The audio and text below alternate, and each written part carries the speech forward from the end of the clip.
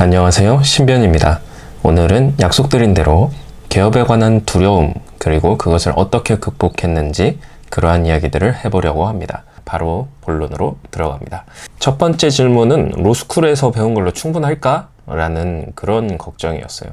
이거는 로스쿨 다닐 때부터 했던 걱정입니다. 왜 이런 걱정을 했는가? 사회적인 인식 때문이죠. 로스쿨이 도입될 때부터 이미 로스쿨 출신들은 실력이 없다는 등 이런 인식이 팽배해 있었기 때문에, 또 실제로 이제 1, 2기 때는 합격률이 너무 높아서 시험 자체도 답안을 엉망으로 써서 내도 합격하고 이런 분들이 계셨기 때문에, 실제로 그렇다고 이제 그때 합격하신 모든 분들이 실력이 없다 이렇게 말할 수도 없는 것이고, 시험 성적과 실제 업무 능력은 또 비례하지도 않거든요.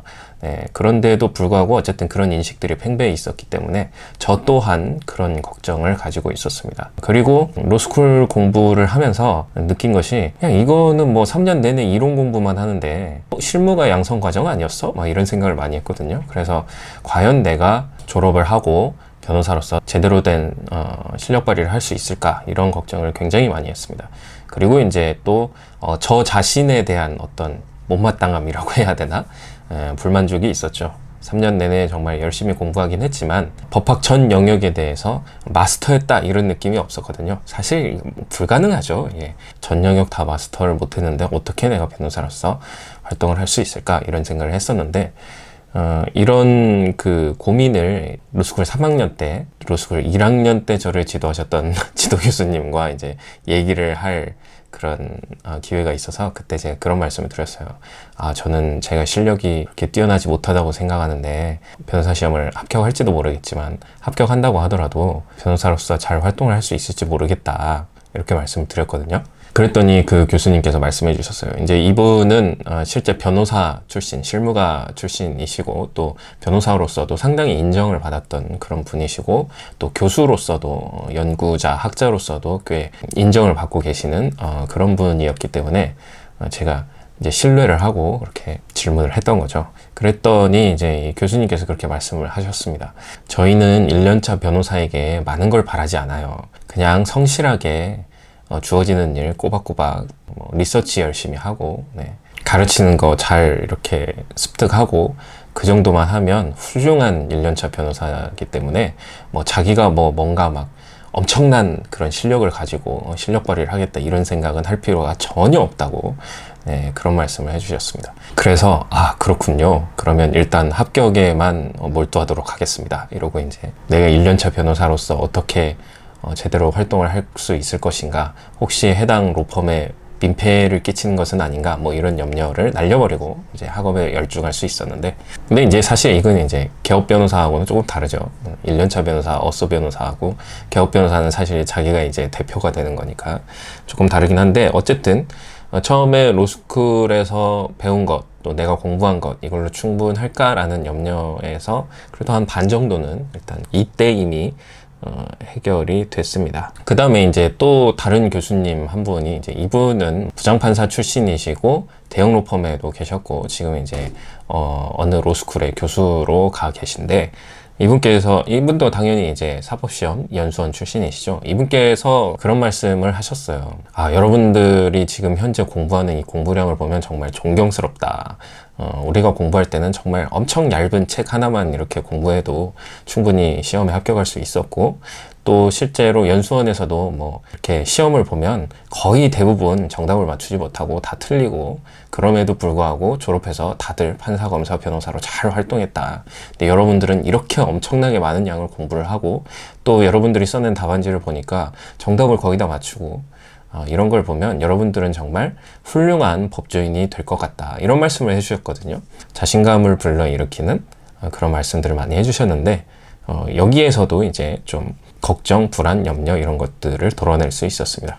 7, 80%? 남은 20, 30%는 제가 어떻게 극복을 했느냐 하면, 그렇게 생각을 해봤어요. 그래, 로스쿨 커리큘럼 자체로는 부족할 수도 있어. 하지만 내가 로스쿨 커리큘럼대로만 공부를 했나? 또는 변호사 시험 합격만을 목표로 달려왔나? 그건 아니었거든요. 저는 로스쿨 3년 동안 법학이라는 학문 또는 실무에 필요한 법리, 지식을 제대로 공부를 하고 나가야겠다. 변호사로서 활동할 때 이 지식들, 이 법리들을 어떤 식으로 다룰 수 있는지 내가 좀 습득을 하고 나가야겠다. 그런 생각을 하고 공부를 했기 때문에 아시는 분들은 다 아시겠지만 저는 정말 교과서 위주로 근데 수험서 위주로 공부를 해 합격을 할 텐데 물론 수험서도 봤습니다만 교과서 위주로 공부를 했었고 나중에 가서는 이제 기출문제를 체크하면서 시험에 나올 만한 것들부터 우선순위를 정해서 공부를 했습니다만 1, 2학년 때는 특히 편식하지 않고 골고루 공부를 했었고 그리고 특히 연수원에서 배우는 것보다 로스쿨에서 배우는 게 떨어진다라는 인식을 극복하기 위해서 연수원 교재들을 최대한 많이 구했습니다. 그래서 제 사무실 책상 위에 보면은 연수원 교재들이 몇 권 있죠. 그리고 그 책들뿐만 아니라 예를 들어서 민사재판 실무, 형사재판 실무 이런 과목들을 수강을 할 때도 법학전문대학원용 교재가 따로 있거든요. 강의 노트하고 그 외에 몇 권. 그리고 이제 연수원 교재도 형사재판 실무라고 하면 형사의견서 작성, 형사소송 절차 실무, 또 한 권이 뭐였지? 아무튼 이런 식으로 이제 3권을 더 이렇게 참고 교재로 보라고 이렇게 하는데 아까 말씀드린 것처럼 연수원 교재들을 다 사서 봤기 때문에 그것도 다 같이 봤고 그리고 우리 로스쿨 기수에 해당하는 연수원 기수 그리고 그 전 기수 한 기수 더 봤나? 아무튼 2년치, 3년치 정도의 연수원 형사실무 교재 형사재판 실무 교재 이런 것들도 사서 기록도 보고 그렇게 공부를 했습니다. 그런 식으로 연수원 출신들이 공부하는 내용은 나도 똑같이 공부를 해야겠다. 실력적인 면에서 그들보다 앞서지 못하고 혹 뒤처진다고 할지라도 최소한 그들이 배운 것을 모르는 상태에서 나가지는 말아야겠다. 이런 생각으로 3년 동안 공부를 했기 때문에 로스쿨에서 배운 걸로 충분할까? 라는 이 질문에 대해서는 빠르게 답을 내릴 수 있었습니다. 두 번째 질문은 변협연수 받은 걸로 충분할까? 라는 거였어요. 그러니까 제가 이제 일반 로펌의 실무 수습을 들어간 게 아니고 대한변호사협회 연수 과정을 이수를 했기 때문에 물론 이제 이 연수 과정에도 집체 교육이 있고 그 다음에 기록 실습이 있고 그리고 이제 현장 연수가 또 따로 있어서 로펌에 아예 안 가본 건 아닙니다만 변호사 시험 합격하고 또는 합격 이전부터 로펌에 들어가서 실무 수습을 받은 동기 변호사들보다는 상당히 실무 경험에서 뒤처진다라는 생각을 이제 했었거든요. 그런데 이 질문에 대해서는 한 4가지 정도로 답을 얻을 수 있었습니다. 첫 번째는 그래, 그렇게 해서 로펌에 들어가서 실무 수습을 받는 거 굉장히 좋지, 중요하지, 잘 배우면 완전 좋지. 근데 블랙이 많잖아. 이 생각을 했습니다. 블랙이라는 건 가르쳐주는 건 쥐뿔도 없으면서 부려먹기만 엄청 부려먹고 그렇게 쓰다 버리는 그런 로펌을 말합니다. 실무 지식, 경험, 경력 이런 거는 전혀 쌓지 못하고 그냥 이력서 한 줄만 얻는 거죠. 어디서 실무 수습했다. 그런데 이제 그 로펌이 그런 걸로 유명해져 버리면 그 이력 자체도 오히려 마이너스가 된다는 그런 이야기가 있을 정도로 블랙에는 웬만하면 들어가지 않는 게 좋다는 그런 이야기가 이미 제가 시험을 마치고 검색할 때부터 찾아볼 수가 있었습니다. 그래서 블랙에 들어가서 시간을 날리는 것보다는 차라리 대한변호사협회에서 공식적으로 이렇게 인정하는 이런 연수과정을 이수하는 것이 결코 나쁘지 않다. 이런 생각을 했었고요. 두 번째로는 그 변협연수의 커리큘럼 자체가 굉장히 좋았습니다. 제가 이제 어쨌든 어소 생활을 하게 된다고 하더라도 최대한 빨리 개업을 할 생각을 하고 있었기 때문에 그래도 변호사가 활동할 수 있는 전 분야, 전 범위에 대해서 조금씩이라도 알고 시작하는 게 중요하다고 생각을 했거든요. 왜냐하면 변호사 정도 되면 변호사 시험 합격할 정도 되면 사실 기본적인 머리들은 다들 있기 때문에 저 자신도 잘난 척은 아닙니다만 기본적인 머리는 있다고 생각을 했기 때문에 각 분야에 대해서 기초적으로 어느 정도 대략 개관만 알면 나머지는 내가 찾아서 공부하고 찾아서 일 처리할 수 있다라고 생각을 했거든요. 그래서 전혀 모르면 할 수가 없기 때문에 모든 분야에 대해서 어느 정도는 기초 지식을 습득했으면 좋겠다. 이 분야가 어떤 분야인지 어떤 식으로 일 처리가 이루어지는지. 그런데 변협연수 과정이 딱 그런 과정이었거든요. 그래서 변협연수 커리큘럼 자체가 괜찮았기 때문에 이걸로 충분하다 그런 생각을 했었고요. 또 그 다음에 이제 다른 어떤 모임에서 만난 이분은 연수원 출신이시고 본인 분야에서 굉장히 유명하신 분이에요. 그리고 뭐 분야를 떠나서도 사실 또 나름 유명하신 분이고, 이 선배 변호사님께서 초창기 변협 연수는 조금 별로 만족스럽지 않았다. 그런데 지금 하고 있는 이 변협 연수는 솔직히 알차다고 생각한다. 그리고 변호사 한 2년차 정도에 들으면 정말 하나도 버릴 것이 없을 정도로 굉장히 좋은 강의라고 생각한다. 이렇게 말씀을 하시더라고요. 실제로 변협 연수에 오시는 강사님들 몇 면을 보더라도 다들 자기 분야에서 입지를 확고히 다지고 계신 전문가들이시기 때문에 이 선배님의 말씀이 정말로 맞아, 그러네 라는 생각이 들 정도로 마음에 확 와닿았습니다. 그리고 이제 네 번째로 변협 연수 받은 걸로 모자라는 부분이 있다면 어떻게 할까? 이 부분에 대한 해답을 저는 변호사 지식 포럼이라는 단체를 통해서 얻었습니다. 제가 이제 변호사 시험에 합격하고 단톡방에 이제 두 군데 가입이 되어 있는데, 한 군데가 이제 한국법조인 협회죠. 한법협. 로스쿨 출신 변호사들이 가입되어 있는 단톡방이고, 다른 하나가 이제 변호사 지식 포럼이라고 말 그대로 변호사들이 서로 지식을 공유할 수 있도록 그런 장을 마련해 둔 그런 단체인데, 지금은 이제 사단법인까지 되었죠. 거기에 들어가서 이제 그 6개월 연수 과정 동안에 이렇게 단톡방을 쭉 보면서 정말 이 정도 위치에 있는 그 뭐라고 해야 돼, 대선배들께서 이런 지식을 아무 대가도 없이 이렇게 풀어놓을 수 있는가, 그런 생각이 들 정도로 고급 정보들이 많이 왔다 갔다 하더라고요. 그래서 이런 내용들을 내가 여기서 볼 수 있고, 또 이제 전연차 변호사들 또 선배님들도 사실 자기 분야 아니면 모르는 분야가 있기 때문에 서로 이제 질문을 던지고, 또 거기에 대해서 아는 분들이 이제 답변을 하고, 이런 과정들을 보면서 나도 뭔가 일 처리를 하다가 잘 안 되는 부분이 있으면 이렇게 질문을 하면 선배님들한테 답을 얻을 수 있겠구나. 그러면 내가 나 혼자 끙끙대고 앓을 이유가 없으니까 충분히 개업을 해도 일처리가 가능하겠다. 그런 생각을 하게 되었습니다. 실제로 이 단체에서, 이 단톡방에서 제가 얻은 지식들이 굉장히 많아요. 물론 그렇다고 제가 이 단톡방에 아직까지는 내 질문을 올려서 답을 얻은 그런 적은 없습니다. 그러니까 질문 자체를 올리지 않고 있어요, 아직까지는. 근데 이제 조금 더 복잡해지거나 제가 난관에 봉착하거나 하면 이 단톡방에 질문을 올려서 답을 얻고, 그래서 그걸 참고해서 또 진행할 생각입니다. 그래서 이제 두 번째 질문도 답을 얻었어요. 자, 세 번째 질문은 연변들과 경쟁이 가능할까? 연변이라고 하면 연수원 변호사들을 말합니다. 사법시험 출신들이죠. 이건 이제 앞에 그 첫 번째 질문과 연관이 있죠.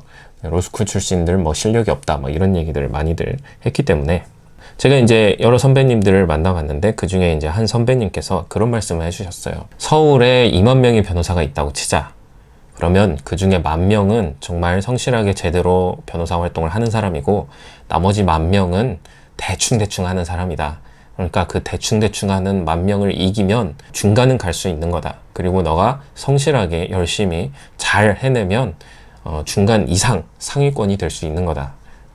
그리고 그 이쪽 10,000명과 저쪽 10,000명은 연수원 출신이냐 로스쿨 출신이냐를 가리지 않는다. 그것은 그냥 그 변호사 개인의 성향과 자세에 따라 달라지는 거다. 그러니까 전혀 염려할 필요가 없다. 이런 말씀을 해주셨거든요. 그래서 그렇구나. 실제로 이 선배님은 로스쿨 출신이신데 이미 인지도를 상당히 많이 쌓으셨고, 굉장히 그 유명한 이슈가 된 사건을 다룬 적이 있는 그런 변호사님이신데, 그런 선배님이신데, 그런 말씀을 해주셔서 제가 좀 용기를 얻었던 기억이 나고요. 그리고 이제 또 한 선배님은 이제 이분도 로스쿨 출신이신데, 본인이 계신 그 로펌, 이 로펌도 꽤 큰 로펌입니다. 굉장히 규모 있는 로펌인데, 변호사가 그래도 수십 명 되는 그런 로펌이에요. 본인 로펌에서 매출 탑3 안에 들어가시는 한 분이 로스쿨 출신이다, 이렇게 말씀을 해주셨어요. 그래서 로스쿨 출신이어도 충분히 실력 발휘를 하고 또 인정받고 이렇게 고객들이 찾아오게 만들 수 있구나, 이런 걸 알 수가 있었습니다. 그리고 또 하나, 이제 여기는 저랑 전혀 개인적인 친분이 없습니다. 그냥 이건 제가 이제 기사를 검색하다가 알게 된 건데, 어떤 로펌은 이제 로스쿨 출신들이 만든 로펌이에요. 그런데 무슨 기준이었는지 기억이 잘 안 나네요. 뭐 특정 분야였던 것 같기도 하고 어쨌든 탑 10 안에 들었습니다. 8위인가 그랬던 걸로 기억을 하는데 우리나라에 이제 뭐 탑 6네 탑 10이나 뭐 이런 식으로 이제 대형 로펌들이 많이 있잖아요. 대부분은 이제 그 로펌 평가를 하게 되면 그 대형 로펌들이 1위부터 뭐 10위까지를 거의 싹쓸이 하는데 이 로펌이 8위에 랭크됐던 그런 기사를 본 적이 있습니다. 그걸 보면서 연수원 출신이라고 무조건 뭐 실력이 있고 로스쿨 출신이라고 해서 뭐 무조건 실력이 없고 이런 것도 아니고 연수원 출신이라고 무조건 뭐 인정받고 로스쿨 출신은 뭐 인정 못 받고 이런 것도 아니구나. 결국은 본인들의 역량에 달려 있구나. 뭐 그런 생각을 하게 되었습니다. 그래서 내가 열심히 실력을 갈고 닦아서 한 단계 한 단계 성장하면 나도 분명히 뭐 연수원 출신들과도 경쟁이 가능하겠구나. 그런 생각을 했었습니다. 다음 이것과 연결되는 질문인데요. 네 번째는 전관들, 뭐 대선배들과 경쟁이 가능할까? 뭐 이런 생각입니다. 아무래도 이제 전관들, 판사 출신, 검사 출신들은 뭐 당연히 이제 판결문을 쓰시는 분들이니까 어떤 부분을 공략해야 할지 잘 아시겠죠. 그리고 검사들도 형사 사건에 있어서는 절차가 어떻게 진행되는지 잘 아시고 어떤 부분 위주로 혐의 입증을 해가는지 뭐 전문가시니까요. 잘 아시는데 그런 분들과 경쟁이 될까라는 걱정이 있었습니다. 참 걱정도 가지가지죠. 어차피 뭐 제가 경쟁할 상대가 아닐 수도 있는데 근데 어쨌든 개업 준비할 때는 뭐 별 생각을 다 했으니까. 그런데 이제 또 여러 선배님들 만나보고 또 다양한 자료들 취합해보고 한 결과 이런 결론을 내릴 수 있었어요.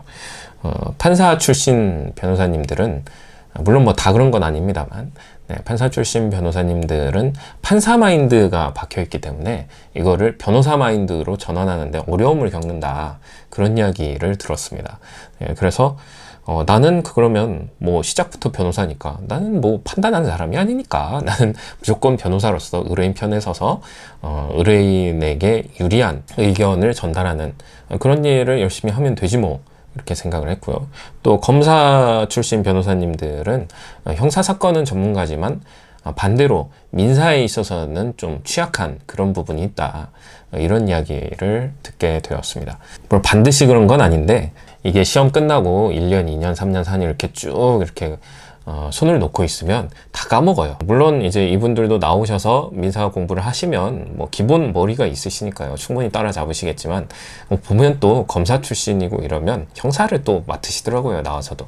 그래서 그러면 개업 변호사로서는 다양한 분야에 이렇게 적응하는 면에서는 내가 오히려 나을 수도 있겠다. 이런 생각을 했었습니다.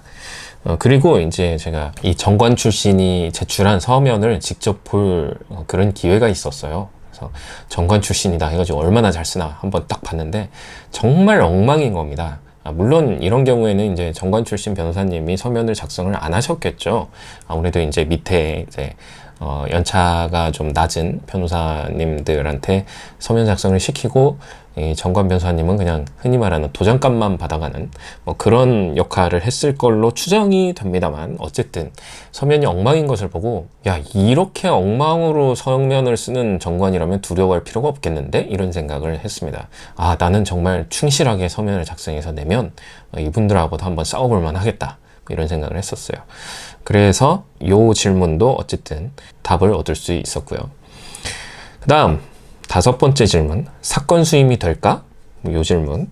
개업을 해서 성공한 선배 변호사님들과 만나서 이야기를 해보니까 한 6개월 정도는 진짜 말 그대로 손가락 빤다 이렇게 생각을 하고 한 1년 정도까지는 들어왔다 안 들어왔다 들어왔다 안 들어왔다 할 거고 1년 지나면 이제 꾸준히 들어와서 적자를 면하게 된다 이렇게 말씀을 해 주시더라고요. 그러면서 본인이 포기하지 않고 그 어려운 시기 6개월 1년 동안 포기하지 않고 주변에 자신의 존재를 알리고 또 꾸준히 뭐 글을 쓰든 영상을 찍든 해서 사람들과 소통을 하고 여러 활동들을 한다면 분명히 때가 되면 자신을 찾아주는 의뢰인들이 많이 생길 것이다 이렇게 말씀을 해주셔서 그래 그러면 나도 한번 열심히 한번 해보자 뭐 6개월 뭐 1년 뭐 이 정도 잡고 열심히 해서 안 되면 뭐 그때 가서 뭐 다른 일을 알아본다고 하더라도 다른 길을 알아본다고 하더라도 그 동안만큼은 정말 죽을 힘을 다해서 해보자. 그리고 또 한 가지 이제 힘이 되었던 게 뭐냐면 그 6개월 연수 받는 기간 동안에도 꾸준히 저에게 이렇게 상담 요청을 하시는 분들이 있었어요. 그래서 이거는 제가 아는 수준에서는 뭐 이러이러한데 저는 아직 연수가 끝나지 않았기 때문에 주위에 있는 로펌에 꼭 찾아가셔서 제대로 상담 받으시라고, 제가 드린 말씀은 가이드 정도로 생각하시고 전문가에게 꼭 상담을 받으세요, 이렇게 이제 안내해드리고 했거든요. 그런데 이제 그 상담뿐만 아니라 실제로 사건 의뢰가 이제 들어온 적도 있었어요. 만약에 그때 이제 6개월 연수 기간에는 단독으로 사건 처리를 못한다, 요런 조항이 없었다면 바로 제가 개업을 해서 사건 수임을 했을 것 같은데, 어쨌든 부동산 사건 하나하고 상속 사건 하나하고 이렇게 의뢰가 들어왔었는데 액수가 꽤 컸습니다. 그래서 너무 아쉬운데 그때 받았으면 참 좋았을 텐데, 어쨌든 그래서 야, 이렇게 큰 사건이 왜 나한테 해? 그런 생각이 들었어요. 그래서 어쨌든 그때도 제가 아직 6개월 연수가 끝나지 않았기 때문에 사건 처리는 힘들고, 제가 아는 선에서는 이런 식으로 사건을 해결하는 게 좋을 것 같은데 가까운 로펌에 꼭 찾아가셔서 전문 변호사님들에게 꼭 상담을 받으시라고 이렇게 안내를 해드렸던 적이 있습니다. 어쨌든 그렇게 상담 의뢰가 그 연수 기간 동안에도 계속 들어왔기 때문에 야, 이거 뭐 바로 개업해도 사건 들어오겠는데 뭐 이런 생각을 했었어요.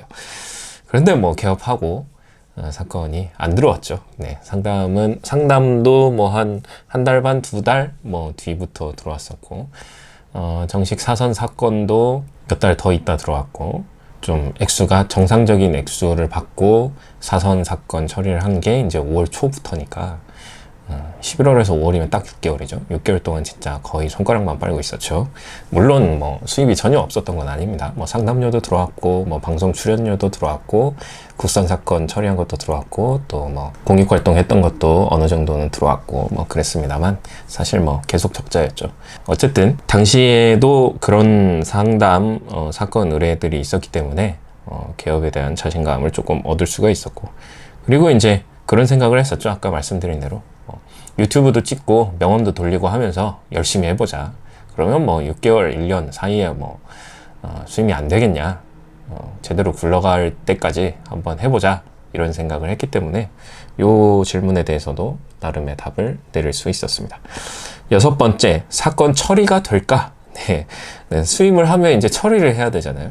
근데 사실 로스쿨에서 뭐 소송법도 다 배웁니다만, 민사소송법, 뭐 형사소송법, 헌법이나 행정법에 관해서도 절차 진행에 관해서 이론적으로는 다 배웁니다만 디테일한 부분은 뭐 전혀 모르죠. 과연 사건 처리가 될까 싶었는데, 첫 번째로 아까 말씀드린 그 변호사 지식 포럼이라는 단체가 있다는 사실 하나만으로도 되게 힘이 됐습니다. 뭐 정말 모르겠다 싶은 거는 거기 물어보면 되지 뭐, 이런 생각이 들었거든요. 거기에는 뭐 이미 경력이 출중하신 선배님들이 많이 계시기 때문에, 또 그 선배님들이 지식 공유를 위해서 이 단체에 가입하신 분들이기 때문에 아까 말씀드린 대로 이 정도 수준의 지식을 공유해 주신다고, 이런 생각이 들 정도로 본인이 가진 지식과 뭐 스킬, 노하우 이런 것들을 공유하는데 전혀 거리낌이 없으신 분들이라서 편하게 질문을 할 수 있는 그런 상황이거든요. 그래서 정말 안 되겠다 싶으면 여기 물어봐야겠다, 이런 생각을 했었고, 또 하나는 요즘은 이제 많은 변호사님들이 유튜브나 블로그를 통해서 본인들이 사건 처리한 내용들을 간략하게라도 이렇게 올려주시는 케이스들이 종종 있습니다. 네. 실제로 저도 제 사건 처리하는데 도움을 받은 부분들도 있어요. 일정 부분. 그래서 제가 이제 6개월 연수 기간 동안에 정말 많은 변호사님들의 유튜브와 블로그를 이렇게 탐독을 하면서 그래, 이런 것들 참고하면 도움이 되겠군 해서 또 습득을 하고 또 메모도 하고 또 이랬기 때문에 충분히 모르는 거는 찾아가면서 할 수 있겠다, 이런 생각을 했습니다. 그리고 또 실제로 이제 개인적으로 뭐 당연히 이제 그 개업과 관련해서 상담하러 조언을 들으러 돌아다닐 때 만났던 선배님들 뿐만 아니라 그 외에 또 지금 저와 이제 개인적으로 교류를 하고 또 공동으로 소송을 진행하고 있는 현실 변호사, 홍성민 변호사님을 비롯하여 여러 선배 변호사님들에게 궁금하면 질문을 할 수 있겠다라는 어떤 확신이 있었어요. 그리고 실제로 우리 이제 홍변님께는 제가 여러 번 전화를 드려서 이런 부분은 어떻게 해야 될까요? 뭐 이렇게 조언을 구하기도 하고 뭐 그렇습니다. 그래서 그런 여러 친절한 선배님들, 그리고 뭐 이것도 역시 로스쿨 뭐 연수원 출신을 가리지 않습니다. 정말 출신 성분과 상관없이 후배들을 위해서 도움을 주고 싶어하는 선배님들이 많이 계시더라고요. 그래서 그런 선배님들의 도움이 있다면 충분히 사건 처리가 가능하겠다, 뭐 이런 생각을 했었고요. 그리고 이제 직원들이 주로 하는 일들 있잖아요. 이런 부분들은 내가 직접 가서 자존심을 버리고 법원 직원분들 또 검찰청 직원분들에게 물어가면서 해야겠다, 이런 생각을 했습니다. 그러니까 자존심만 버리면 그분들이 물론 뭐 퉁명스럽게 대답해주고 뭐 이런 건 있지만, 너 변호사가 그런 것도 모르냐? 이런 눈빛으로 네, 그러기는 하지만 어쨌든 뭐 어쩌겠어요. 뭐 그렇다고 뭐 재판에서 제가 불리해지는 것도 아니고, 오히려 뭐 제가 그런 직원들이 하는 디테일한 부분까지 다 알고 있다면 뭐 훨씬 좋은 거죠, 사실은. 그래서 자존심만 버리면 직원들한테 물어보면 되니까, 이런 생각을 해서 사건 처리를 할 수 있겠다라는 답을 얻었습니다. 마지막으로는 이제 뭐 사건 소행과 연결되는 거기도 한데, 7번째 질문. 사무실 운영이 될까? 이 생각. 왜냐면 저는 이제 로스쿨을 다니면서, 물론 그 전부터 또 로스쿨 다니면서 굉장히 많은 빚을 지고 사회에 나왔기 때문에, 또 변호사 시험에 합격해서 마이너스 통장 한도가 늘어나긴 했지만 그 고스란히 이제 그 전에 카드 빚이나 이런 거 갚는데 썼고, 또 이제 생활하는데 또 쓰고 하다 보니까 개업 자금이랄 게 딱히 없었거든요. 많은 그 여유가 없는 상태에서 개업을 했기 때문에 어떻게 해서든 비용 지출을 최소화해야 했습니다. 특히 고정 비용. 대부분 보니까 정식으로 이렇게 사무실을 얻으려면 뭐 보증금도 뭐 몇천을 내야 되고, 사무실 임대료도 뭐 몇백, 아무리 적어도 뭐 한 150? 뭐 이 정도 내야 되고 그렇더라고요. 120, 150 이 정도. 그래서 아니 보증금도 없거니와 월세도 임차료도 150, 120이면 좀 부담스럽다, 이런 생각을 했습니다. 그래서 고정 비용을 최소화해야겠다라는 생각을 하게 됐고, 그래서 최대한 싼 사무실을 알아보려고 노력을 했습니다. 그리고 또 이제 직원들에게 나가는 비용도 고정 비용이죠, 사실. 이건 뭐 고용관계에 들어가면 쉽게 해고할 수 있는 것도 아니고 일이 있거나 없거나 계속 지출이 되니까. 그래서 초반에는 모든 업무를 직접 해야겠다. 좀 전에 이제 제가 자존심만 버리면 그렇게 말씀드렸죠. 그래서 모든 업무를 직접 해야겠다, 뭐 이런 생각을 해서 결국은 이제 그래, 그러면 공유 오피스에 들어가자. 왜냐면 제가 로스쿨 다닐 때 이미 공유 오피스의 자리를 잡아서 어느 정도 성과를 거둔 전연차 변호사들의 이야기가, 이제 개업 변호사들이겠죠. 개업 변호사들의 이야기가 기사에 실린 적이 있습니다. 청년 변호사들 요즘 공유 오피스 뜨고 있다, 뭐 이런 식으로. 그래서 그 생각이 나가지고, 그 기사가 생각이 나가지고 공유 오피스를 알아보게 되었고, 실제로 공유 오피스인 패스트5의 자리를 잡게 되었죠. 그래서 고정 비용을 정말 최소화했습니다. 그렇게 해서 이 7가지 질문들, 걱정, 염려, 두려움들을 해소를 하고 개업에 이르게 되었습니다. 아마 이 영상을 보시는 분들 가운데 이제 이번에 9회 변호사 시험에 합격하고 진로를 모색하시는 분들이 계실 텐데요. 그분들 중에 혹시라도 빠른 개업을 생각하시는 분들이 있다면 오늘 제가 말씀드린 이러한 걱정들, 염려들, 그에 대한 답들 좀 잘 참고하셔서 방향 설정에 도움이 되시길 바라고, 제가 뭐 개업해서 완전히 자리를 잡은 상태가 아니라서 좀 그렇긴 합니다만, 혹시 개업과 관련해서 궁금한 점이나 얘기를 나누고 싶다 하시는 변호사님들 계시면 연락 주시면 제가 아는 범위 내에서는 최대한 상세하게 답변을 드리도록 하겠습니다. 자, 오늘은 이렇게 해서 개업에 대한 두려움, 그것을 어떻게 해소했는지 7가지 질문을 통해서 나름대로의 답을 내렸던 그런 이야기를 전해드렸습니다. 영상이 벌써 40분이 넘어갔는데 또 편집 어떻게 하지? 아무튼 오늘은 여기까지 하고요. 다음 이 개업 관련 영상에서는 그러면 나는 왜 강남에 개업을 하게 되었는가? 네, 이 얘기를 전해드리려고 합니다. 오늘보다는 아마 좀 짧을 거예요. 네, 오늘 긴 시간 이렇게 시청해 주셔서 대단히 감사하고, 저는 또 다음 영상에서 찾아뵙겠습니다. 물론 그 사이에 다른 영상이 하나 더 들어갈 예정입니다. 아무튼 다음 영상에서 뵙도록 하겠습니다. 감사합니다.